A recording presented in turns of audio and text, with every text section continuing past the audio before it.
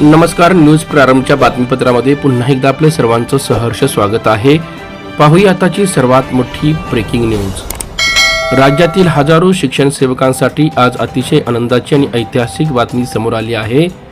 महाराष्ट्र शासनाच्या शालेय शिक्षण व क्रीडा विभागाने 18 फेब्रुवारी 2026 रोजी एक महत्त्वाचा शासन निर्णय निर्गमित केला असून यामुळे शिक्षण सेवकांचा मोठा प्रश्न मार्गी लागला आहे. काय आहे हा निर्णय आणि याचा फायदा कोणालाही होणार, जाणून घेऊया सविस्तर बातमी. आतापर्यंतचा नियम असा होता की एखाद्या शिक्षण सेवकाने आपली 3 वर्षांची सेवा पूर्ण होण्याआधीच दुसरीकडे नियुक्ती मिळवली तर त्याला पुन्हा शून्यापासून 3 वर्ष काम करावे लागायचे. पण आता नव्या निर्णयानुसार तुमची आधीची सेवा नवीन ठिकाणी मोजली जाणार आहे. म्हणजेच तुम्हाला फक्त उर्वरित कालावधीतच पूर्ण करावा लागणार आहे. हा निर्णय 18 फेब्रुवारी 2026 पासून लागू झाला आहे. ज्या उमेदवाराचा शिक्षण सेवक कालावधी सध्या सुरू आहे केवळ त्यांनाच याचा लाभ मिळणार आहे. ज्यांनी आपला 3 वर्षांचा कार्यकाळ पूर्ण करून आधीच नियमित शिक्षक म्हणून मान्यता मिळवली आहे त्यांना हा नियम लागू नसेल.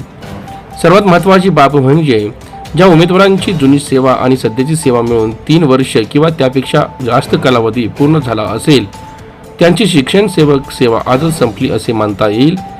त्यांना आता थेट नियमित वेतन श्रेणी लागू करण्याचा मार्ग मोकळा झाला आहे.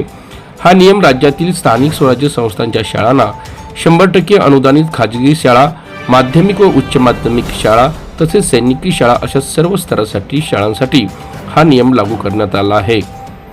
तर मित्रांनो, शिक्षण क्षेत्रात काम करणारे आपल्या बांधवांसाठी हा मोठा दिलासा आहे. ज्यांना आपली गुणवत्ता सिद्ध करून उच्च स्तरावर नोकरी मिळवली आहे त्यांच्यावर होणारा अन्याय आता यामुळे दूर झाला आहे. अशाच महत्त्वाच्या घडामोडी, सरकारी निर्णयाच्या अपडेटसाठी आमच्या चॅनलला सबस्क्राईब करा आणि हा व्हिडिओ जास्तीत जास्त शिक्षक बांधवांपर्यंत शेअर करा. धन्यवाद.